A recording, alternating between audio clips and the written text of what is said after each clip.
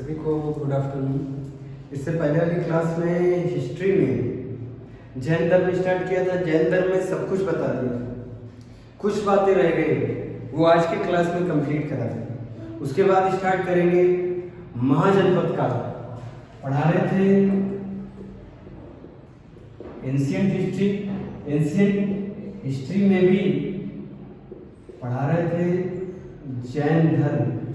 जैन धर्म में जैन धर्म के संस्थापक ऋषभ। बाद में 30वें तीर्थंकर पढ़ाया था, जिनको कैवल्य की प्राप्ति हुई थी, पार्श्वनाथ। फिर वास्तविक संस्थापक जिन्हें कहा जाता है महावीर जैन स्वामी। 24वें तीर्थंकर कौन है? महावीर जैन। 24वें तीर्थंकर महावीर जैन। फिर देख लेना मोस्ट इंपॉर्टेंट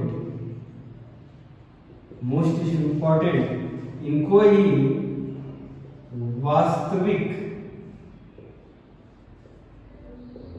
संस्थापक कहा जाता है। संस्थापक ऋषभ देव को, वास्तविक संस्थापक महावीर जैन स्वामी को वास्तविक संस्थापक कहा जाता है जैन धर्म का। फिर शिक्षाएं, जैसे हम क्या पढ़ा रहे हैं इस टाइम, हिस्ट्री पढ़ा रहे हैं, वैसे ही ये भी कई सारे सब्जेक्ट पढ़ाते थे। फिर कौन से सब्जेक्ट पढ़ाते थे? शिक्षाएं कौन सी देते थे? पहली शिक्षा देते थे मारपीट ना करना, बोले तो अहिंसा। ये शिक्षा तो पार्श्वनाथ भी देते थे, अहिंसा वाली शिक्षा। पार्श्वनाथ में भी अहिंसा की शिक्षा थी। फिर दूसरी शिक्षाएं देते थे सत्य। शिक्षाएं देख रहे हैं, पहली शिक्षा अहिंसा, दूसरी शिक्षा देते थे सत्य। सत्य मतलब सत्य बोलना। फिर तीसरी शिक्षा देते थे आस्ते। आस्ते आस्ते का मतलब होता है चोरी ना करना, चोरी ना करना। फिर चौथी शिक्षा अपरिग्रह। अपरिग्रह का मतलब है धन का अधिक संचय न करना, धन का अधिक संचय न करना। क्या कहलाता है जैन धर्म में? अपरिग्रह। ये चार शिक्षाएं तो पार्श्वनाथ भी देते थे, 23वें तीर्थंकर भी देते थे। लेकिन महावीर जैन स्वामी ने एक ऐड कर दी इसमें, कौन सी? ब्रह्मचर्य। ये पांचवी शिक्षा कौन सी देते हैं? ब्रह्मचर्य।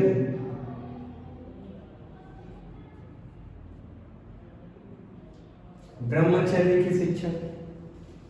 फिर यहाँ महावीर जैन स्वामी यहाँ तक कंप्लीट हो गया।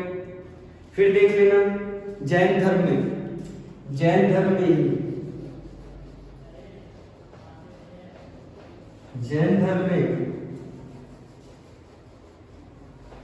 चंद्रगुप्त मौर्य के समय, जैन धर्म में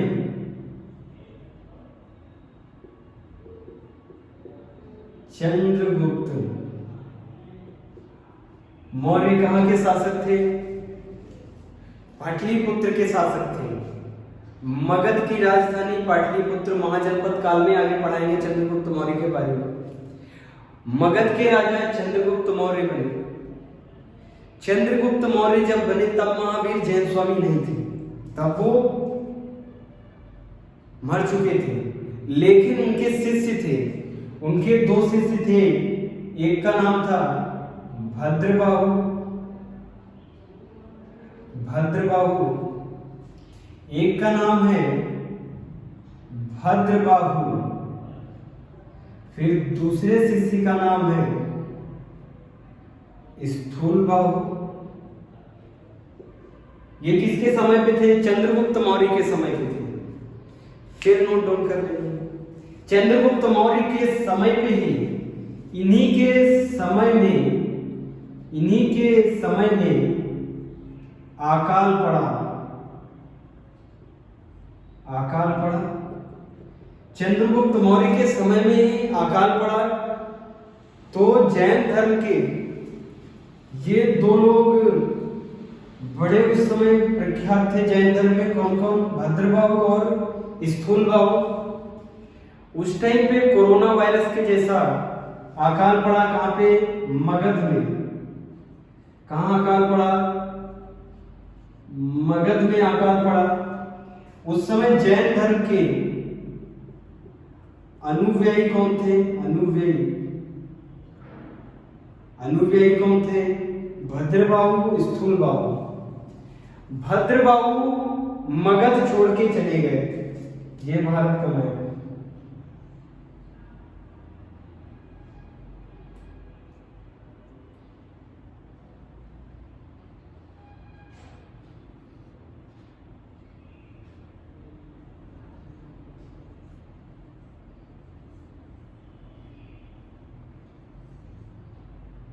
उस टाइम पे कुछ ऐसा भारत होता था। यहां पे था मगध। मगध के शासक कौन थे? चंद्रगुप्त मौर्य। और उसी समय जैन धर्म में दो अनुयायी थे। अनुयायी नंबर 1 भद्रबाहु, दूसरे अनुयायी स्थूलबाहु। इसी टाइम पे क्या आया? अकाल पड़ा। इस अकाल को देखकर भद्रबाहु कहां चले गए? दक्षिण भारत में।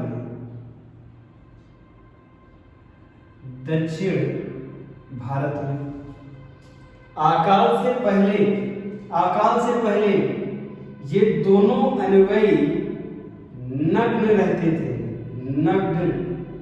रहते थे। शरीर पे कपड़े नहीं पहनते थे। जैन धर्म वाले शरीर पे कपड़े नहीं पहनते थे। फिर जब अकाल पड़ा मगध में, तब स्थूलबाहु ने सफेद कपड़ा पहनना शुरू किया। ऊपर की तरफ सफेद कपड़ा और नीचे की तरफ जेनाइटल पार्ट को ढकने के लिए सफेद कपड़े का प्रयोग किसने किया? स्थूलबाहु। अनुयायी कहां के हैं? जैन धर्म के।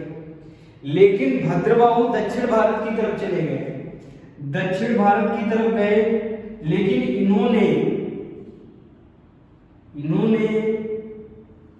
कपड़े नहीं पहने। किसने कपड़े नहीं पहने? भद्रबाहु ने कपड़े नहीं पहने। लेकिन जो मगध में रुके, मगध में ही उसी समय अकाल के समय कौन रुका रहा? स्थूलबाहु ने सफेद कपड़े पहने। स्थूलबाहु ने उस समय कुछ ऐसा वायरस चल रहा था जो कपड़ा पहनना अनिवार्य था। तो इन्होंने ऊपरी अंग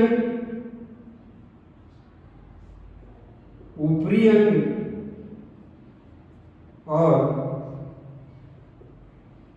निचला अंग सफेद कपड़े से ढका।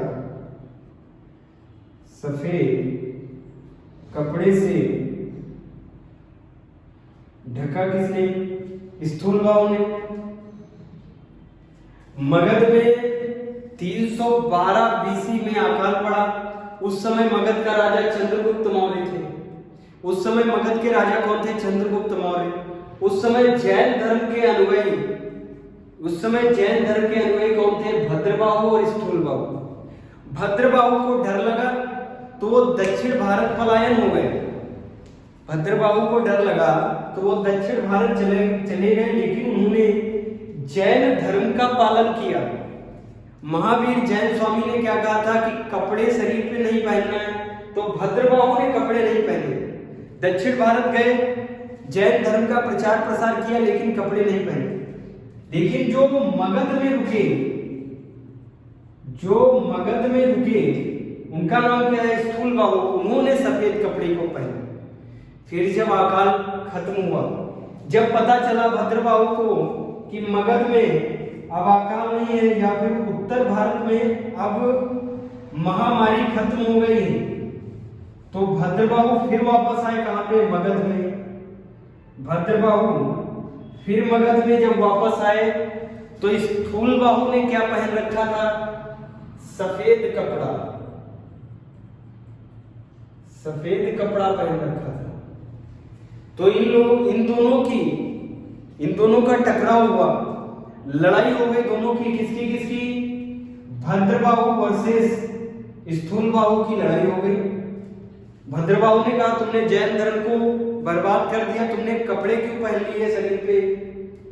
तो उन्होंने समझाया कि उस समय ऐसा काल था, उस समय ऐसा काल था, महामारी चल रही थी, मजबूरन कपड़ा पहनना पड़ा। लेकिन मैंने सफेद कपड़े जो पहने ये उतारेंगे नहीं।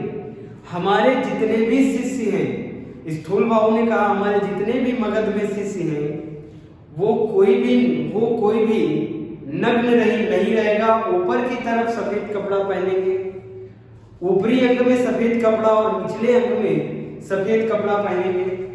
इस बात से टकराव किससे हो गया, स्थूलबाहु से और भद्रबाहु से टकराव हो गया। तो इसकी मध्यस्थता किसने कराई, चंद्रगुप्त मौर्य ने कराई।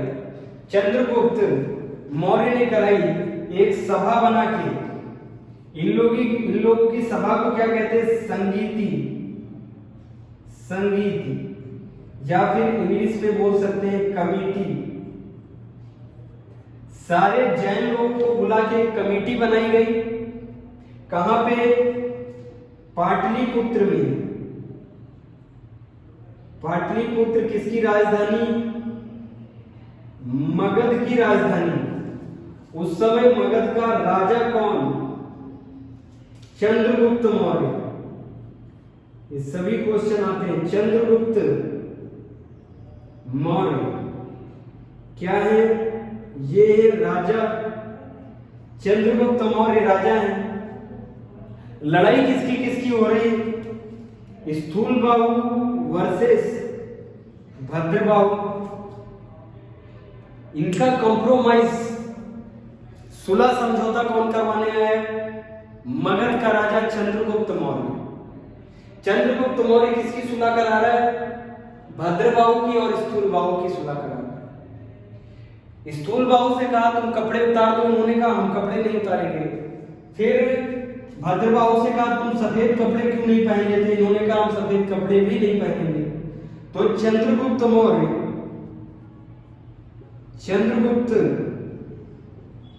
मौर्य ने कहा कि भद्रबाहु तुम जहां से आए हो दक्षिण भारत से, तुम दक्षिण भारत चले जाओ, और उत्तर भारत में कौन है, स्थूलबाहु। ये स्थूलबाहु यहीं रहेंगे और ये सफेद कपड़ा पहनेंगे। लेकिन भद्रबाहु, उस टाइम पे भद्रबाहु को गुस्सा आया किस पे, चंद्रगुप्त मौर्य पे गुस्सा आया। भद्रबाहु को चंद्रगुप्त मौर्य पे आया इसलिए गुस्सा कि ये क्या कर रहे हैं, पक्षपात कर रहे हैं। पक्षपात कौन कर रहा है, चंद्रगुप्त मौर्य। तो चंद्रगुप्त मौर्य ने कहा कि भद्रबाहु हम तुम्हारे साथ ही दक्षिण भारत चलेंगे, हम तुम्हारे साथ ही दक्षिण भारत चलेंगे। किसने कहा, चंद्रगुप्त मौर्य ने। और चंद्रगुप्त मौर्य ने जैन धर्म को अपनाया और भद्रबाहु के साथ ही कहां चले गए, दक्षिण भारत के कर्नाटक चले गए।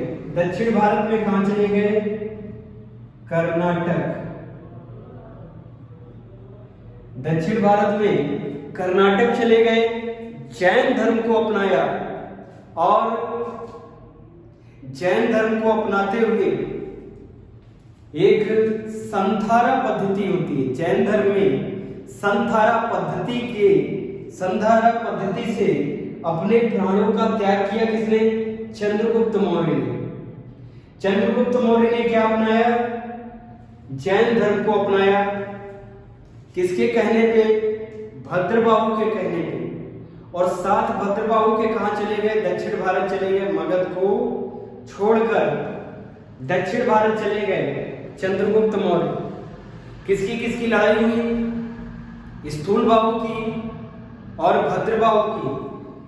स्थूल बाहु ने सफेद कपड़े को पहना तो इनका नाम पड़ा क्या? श्वेतांबर।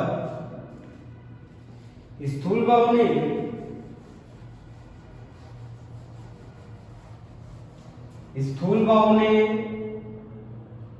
स्थूल बाहु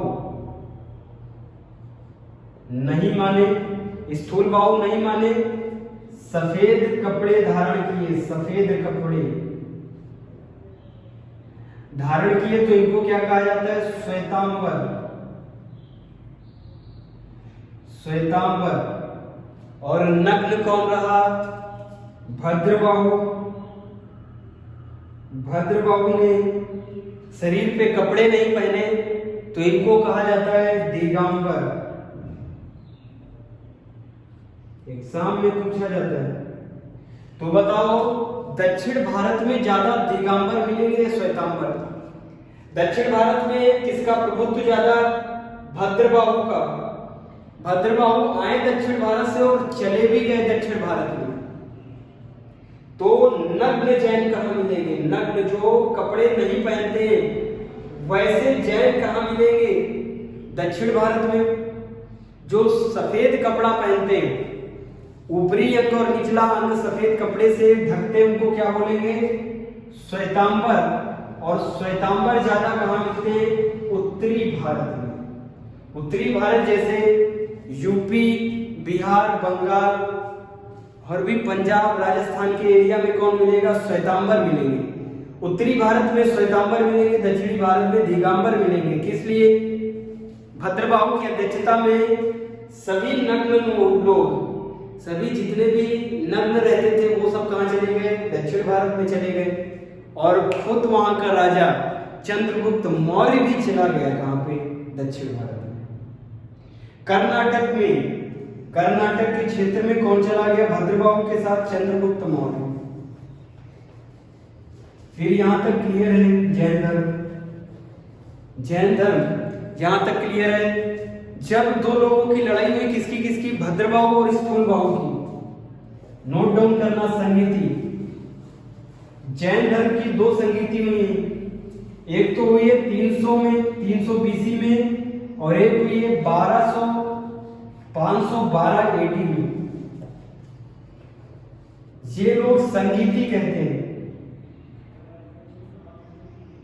जैन धर्म बौद्ध धर्म वाले क्या बोलते हैं? संगीति। बौद्ध धर्म में भी पढ़ाई, बौद्ध धर्म की प्रथम संगीति, द्वितीय, तृतीय, चतुर्थीय, चौथी संगीति, सारी संगीतियां बौद्ध धर्म में पढ़ाई। जैन धर्म में संगीति बोले तो एक साथ जब लोग आते हैं, एक साथ लोग सुलह समझौता कराते हैं।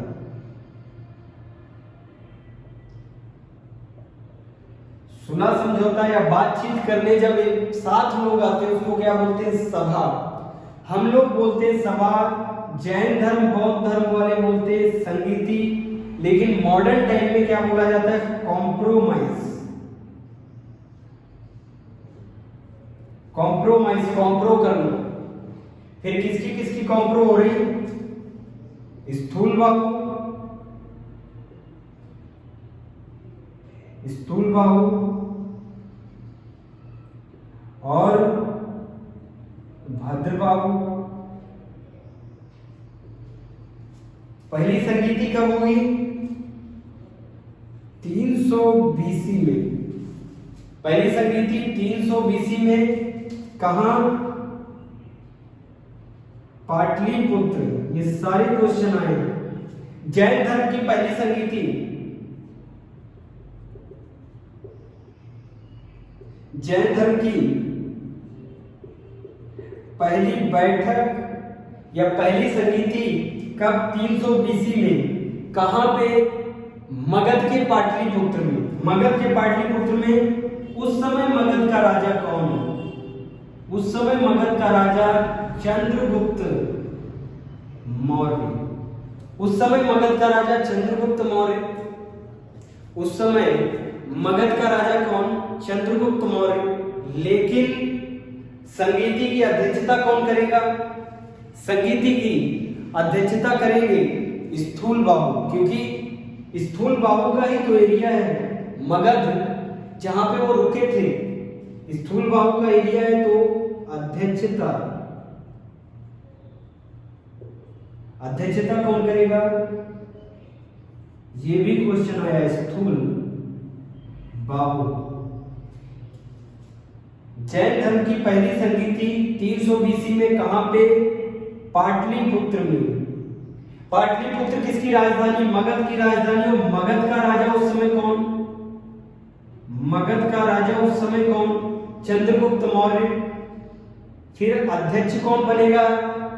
इन लोगों के बीच में अध्यक्ष कौन बनेगा? स्थूल बाहु। दूसरी संगीति लिख लेंगे। सेकेंड,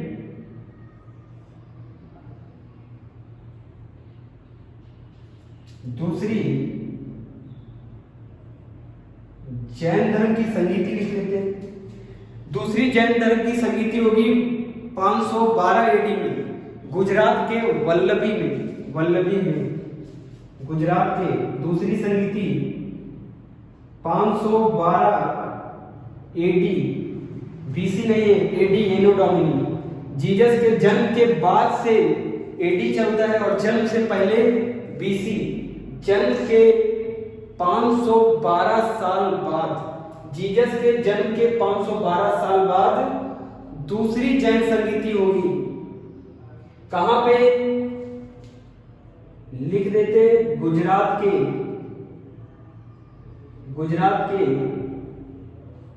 वल्लभी, गुजरात के वल्लभी में होगी दूसरी संगीति, गुजरात के वल्लभी में। अध्यक्षता कौन करेगा? मोस्ट इंपॉर्टेंट है। अध्यक्षता उसमें कौन कर रहा था? स्थूल बाहु। इसमें करेंगे देवादी श्रवण। अध्यक्षता दूसरी जैन संगीति की अध्यक्षता कौन करेगा? स्टार लगा देते हैं, 3 स्टार लगा दिए। देवादी, देवादी श्रवण। देवादी श्रवण क्या करेंगे? अध्यक्षता करेंगे सेकेंड जैन संगीति की, देवादी श्रवण। नोट डाउन कर लो।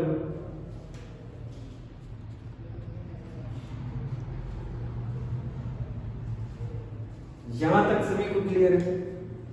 फिर आर्किटेक्चर देख लेते हैं, लास्ट एकदम आर्किटेक्चर। फिर फटाक से जैन धर्म खत्म करते हैं। फिर स्टार्ट करते हैं महाजनपद काल।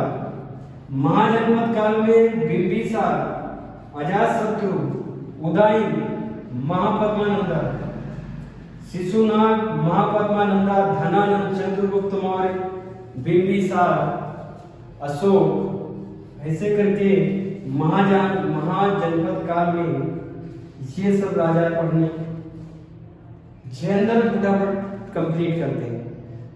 लगभग 90%, 95% कंप्लीट हो गया। आर्किटेक्चर देख लेते हैं, जैन धर्म के आर्किटेक्चर देख लेते हैं। उससे पहले देख लेते हैं जैन धर्म को मानने वाले को क्या कहते हैं? भिक्षुक।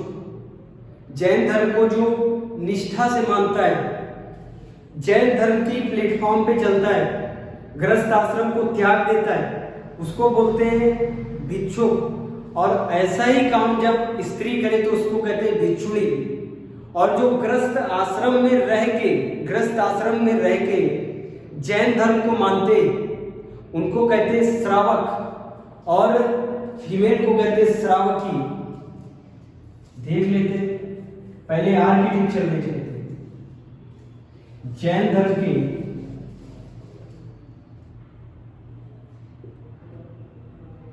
आर्किटेक्चर देख लेते हैं। आर्किटेक्चर के बाद पढ़ाते आर्किटेक्चर। जैन धर्म के कई सारे मंदिर हैं। वो मंदिर हिंदू धर्म, मतलब हिंदुओं के मंदिर से और बौद्ध धर्म के मंदिर से मिलते जुलते हैं, मिक्स हैं एकदम स्टाइल में। बुद्धिस्ट प्लस हिंदुइज्म स्टाइल के क्या है? इन लोगों के मंदिर है बुद्धिस्ट और हिंदू स्टाइल के मंदिर है। कई सारी गुफाएं भी बनाई गई हैं जैन धर्म की, मंदिर भी बनाए गए। पहले देख लेते हैं गुफा को इंग्लिश में बोलते हैं केव्स।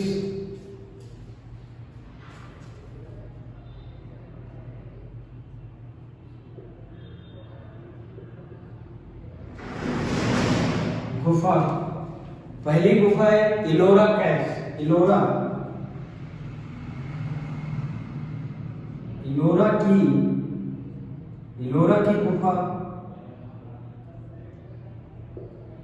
की गुफा ये भी महाराष्ट्र में। ये कहाँ पे, कई बार पूछा जाता है इलोरा की गुफा कहाँ पे है, महाराष्ट्र में। ये गुफा किसकी है, जैन धर्म की। जैन धर्म की गुफाएं बता रहे हैं, पहली इलोरा, फिर दूसरी देख लेते मंगी तुंगी। दूसरी गुफा कौन सी है,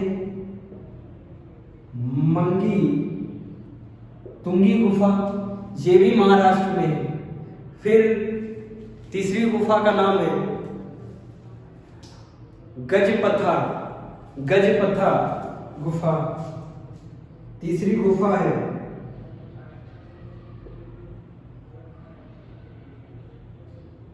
गजपथा केव्स, तीसरी गुफा गजपथा केव्स, ये भी महाराष्ट्र में।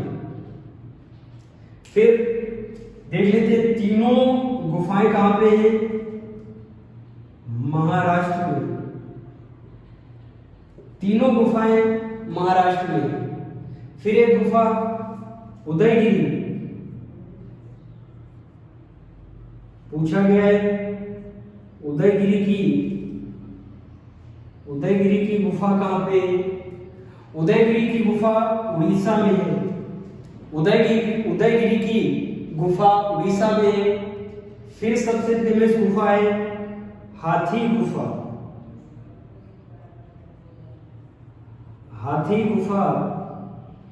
हाथी केव्स, हिंदी में क्या बोलते हैं, हाथी गुफा।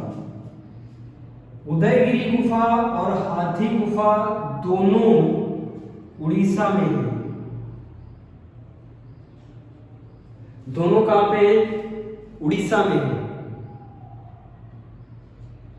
पहली बताई इलोरा, दूसरी मंगी तुंगी, तीसरी गजपथा, फिर चौथी उदयगिरी, हाथी गुफा। एक स्टेचू बना हुआ है, स्टेचू बना है बाहुबली का स्टेचू। जैन धर्म में जिसको कैवल्य की प्राप्ति हो जाती थी उसको बोलते थे बाहुबली। किसको हो गई थी कैवल्य की प्राप्ति, सारे तीर्थंकरों को कैवल्य की प्राप्ति हो गई थी। तो एक स्टेचू बना हुआ है, उस स्टेचू को कहते हैं बाहुबली स्टेचू। कर्नाटक में है, कर्नाटक के श्रवणबेलगोला में है। कौन सा स्टेचू,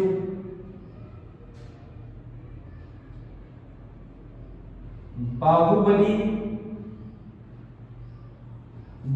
स्टेचू। ये भी पूछा गया बाहुबली स्टेचू कहां पे, जैन धर्म का स्टेचू है, बाहुबली स्टेचू कहते हैं श्रवणबेलगोला में, जहां पे चंद्रगुप्त मौर्य ने अपने प्राण त्यागे थे, श्रवणबेलगोला में। वहीं पे ये बाहुबली स्टेचू बना है। कर्नाटक के, लिख देते कर्नाटक के श्रवण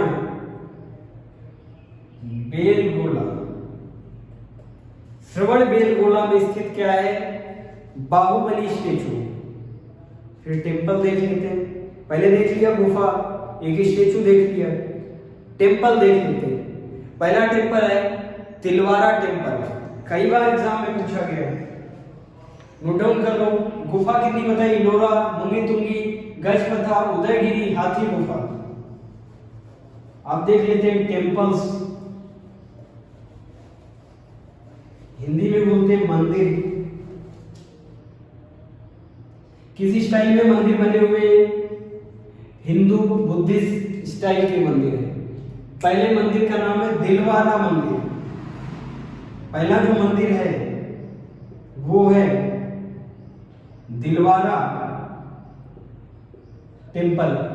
दिलवारा टेम्पल कई बार एग्जाम में पूछा गया कहां पे स्थित है, बता देते हैं राजस्थान के दिलवारा टेम्पल कहां पे है, नोट डाउन कर लें। राजस्थान के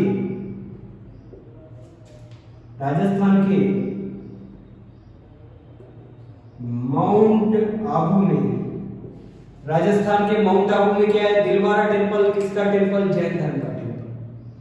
फिर एक टेम्पल दूसरा है गिरनौर का मंदिर या फिर गिरनौर टेम्पल। गिरनौर टेम्पल ये कहां पे स्थित है, गुजरात। गिरनौर का मंदिर गुजरात में। फिर गिरनौर का मंदिर हो गया। फिर एक मंदिर है मुक्तागिरी,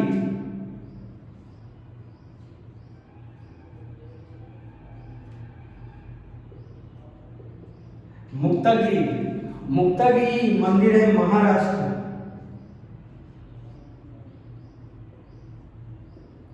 मुक्तागिरी मंदिर है महाराष्ट्र में, नोट डाउन कर लो।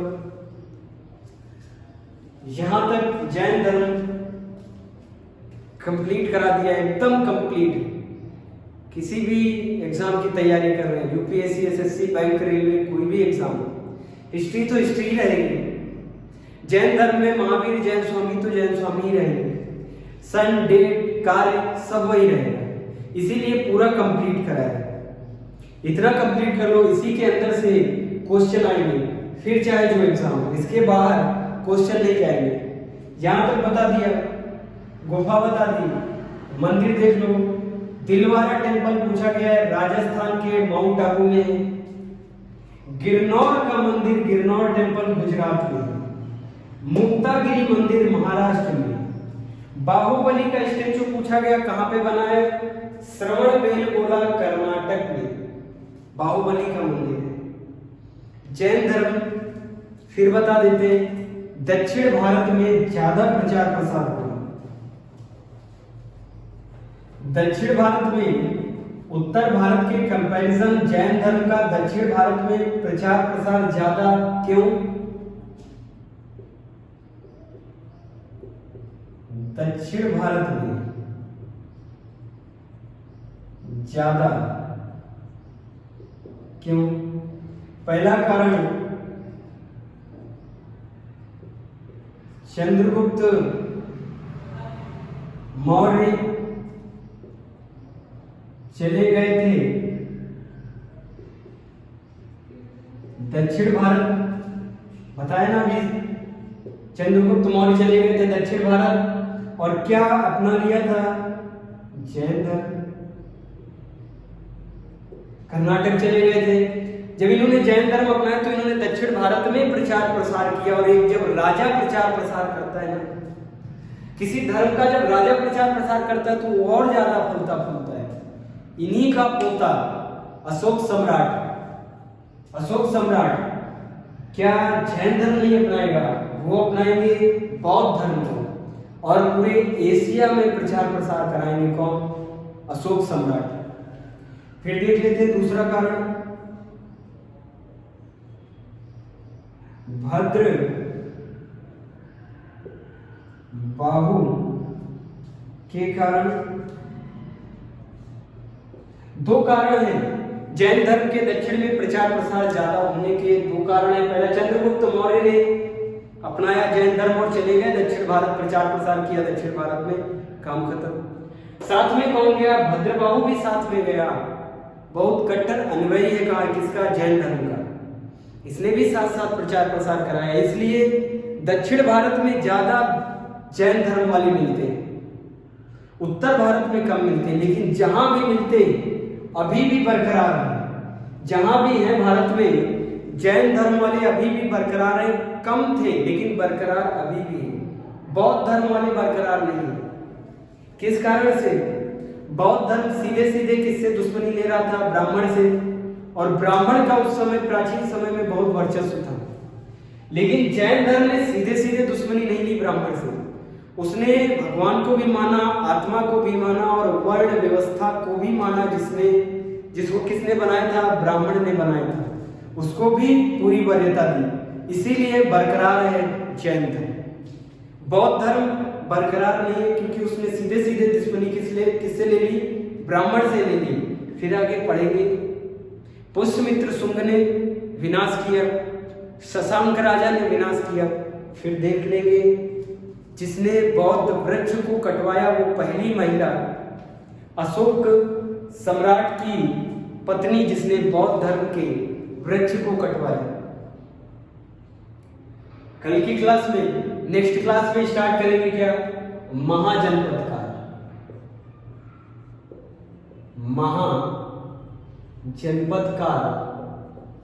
महाजनपद काल में स्टार्ट करेंगे। अभी यहां तक कंप्लीट हो गया पूर्ण रूप से जैन धर्म। अब आगे की क्लास में महाजनपद काल, उसी में मौर्य काल पढ़ेंगे, उसी में कंप्लीट पूरी एंशिएंट हिस्ट्री किसमें पढ़ लेंगे? महाजनपद काल में। फिर स्टार्ट करेंगे मेडाइवल हिस्ट्री, उसके बाद मॉडर्न हिस्ट्री। नोट डाउन करना।